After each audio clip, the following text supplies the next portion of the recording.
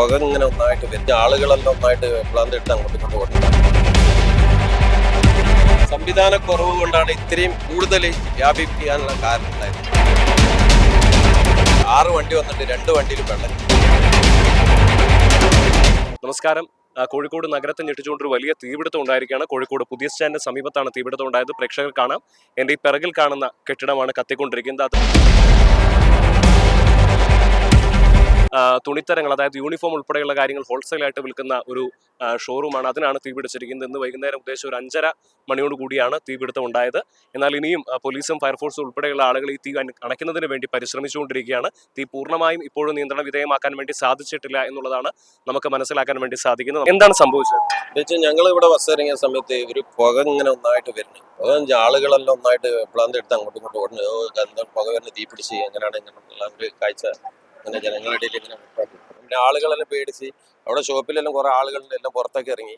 പിന്നെ താഴെ തീ പിടിച്ചാന്ന് പറഞ്ഞിട്ട് പിന്നെ അധികാരി എല്ലാവരും അറിഞ്ഞ് പിന്നെ അവിടെ വന്നപ്പോൾ ഒരു അരമണിക്കൂർ 3/4 മണിക്കൂർ കഴിഞ്ഞിനി ഇത് കെടുത്താനുള്ള ഈ വണ്ടി വെള്ളമായിട്ട് വരാൻ. അതിൽ 6 വണ്ടി വന്നിട്ട് 2 വണ്ടിയിലും വെള്ളമില്ല. പിന്നെ അത് അടിച്ചു കഴിഞ്ഞ് വീണ്ടും ഇങ്ങനെ തീ പടർന്ന് പിടിക്കാന്നല്ലാതെ ഈ അധികാരികളും പോലീസുകാരെല്ലാം ഇങ്ങനെ നോക്കി നിൽക്കാന്നല്ലാതെ ഒരു 3/4 മണിക്കൂറോളം ഇവിടെ വണ്ടിയില്ല, വെള്ളമില്ല, സംവിധാനമില്ല. നാട്ടുകാരെന്ന് മനസ്സിലാക്കാൻ വേണ്ടി സാധിക്കുന്നതനുസരിച്ച് വലിയ പുക ഉയരുകയും അത് ആളുകളെ വലിയ രീതിയിൽ പരിഭ്രാന്തി സൃഷ്ടിക്കുകയായിരുന്നു.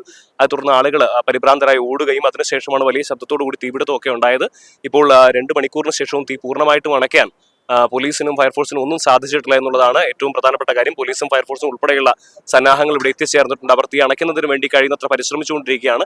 എന്നാൽ തീപിടുത്തം ഉണ്ടായ ആദ്യ സാഹചര്യത്തിൽ പോലീസിന്റെയും ഫയർഫോഴ്സിന്റെയും ഭാഗത്തുനിന്ന് കാര്യക്ഷമമായ ഒരു ഇടപെടൽ ഉണ്ടായിട്ടില്ല എന്നുള്ളൊരു ആക്ഷേപം കൂടി ഈ പ്രദേശത്ത് ഇവിടെ ഉണ്ടായിരുന്ന ആളുകളിൽ നിന്ന് ഉയരുന്നുണ്ട്. കൃത്യമായ സമയത്ത് വെള്ളം അടിക്കാനോ അല്ലെങ്കിൽ വെള്ളം എത്തിക്കുന്നതിന് വേണ്ടി ഫയർഫോഴ്സിനോ സാധിച്ചില്ല. അതാണ് ഇത്ര ഭീകരമായ രീതിയിൽ തീപിടുത്തം ഉണ്ടാകുന്നതിനും ഇനിയും തീ പൂർണ്ണമായും നിയന്ത്രണ വിധേയമാകാതിരിക്കുന്നതിനും കാരണം എന്നുള്ളതാണ് ജനങ്ങളിൽ നമുക്ക് മനസ്സിലാക്കാൻ വേണ്ടി സാധിക്കുന്ന കാര്യം. സംവിധാനക്കുറവ് കൊണ്ടാണ് ഇത്രയും കൂടുതൽ വ്യാപിപ്പിക്കാനുള്ള കാരണം ഉണ്ടായത്. കൃത്യസമയത്ത് പോലീസിന് ഫയർഫോഴ്സിന് ഇല്ലാത്തതിന്റെ ഒരു ഇതുകൊണ്ടാണ് ഇത്രയും കൂടുതൽ വഷളാവാൻ കാരണം. അല്ലെങ്കിൽ ഈ സംവിധാനം ഇപ്പോൾ ലാസ്റ്റ് എടുക്കണ ഈ സംവിധാനം ഈ ഫസ്റ്റ് ഇത് ഉപയോഗിക്കുകയാണെങ്കിൽ പൂർണ്ണമായിട്ടും ഇത് ആ സ്പോട്ടിൽ തന്നെ ചില്ലറ തീ കൊണ്ട് അത് അണക്കാൻ പറ്റും. ഇവിടെ തീപിടുത്തം നടന്ന സ്ഥലത്ത് തീ അണയ്ക്കുന്നതിന് വേണ്ടിയുള്ള പരിശ്രമങ്ങൾ ഇപ്പോൾ മണിക്കൂറുകൾക്ക് ശേഷവും നടന്നുകൊണ്ടിരിക്കുകയാണ്. അതേസമയം ഒരു തുണിക്കടയാണ് തീപിടിച്ചിരിക്കുന്നത്. അതുകൊണ്ട് തന്നെ തീ അണയ്ക്കുക എന്നുള്ളത് അത്ര എളുപ്പമുള്ളൊരു കാര്യമല്ല. മാത്രമല്ല അതിനോട് ചേർന്ന് തന്നെ മരുന്നുകൾ വിൽക്കുന്ന ഒരു കടയുമുണ്ട്. അപ്പോൾ ഉയരുന്ന തീയും പുകയും എല്ലാം ജനങ്ങൾക്ക് ഉൾപ്പെടെ ആരോഗ്യ പ്രശ്നങ്ങൾ ഉണ്ടാക്കും. അതുകൊണ്ട് തന്നെ പോലീസ് പരിസരത്ത് പരമാവധി ആളുകളെ ഒഴിപ്പിക്കാനുള്ള ശ്രമമാണ് നടത്തിക്കൊണ്ടിരിക്കുന്നത്.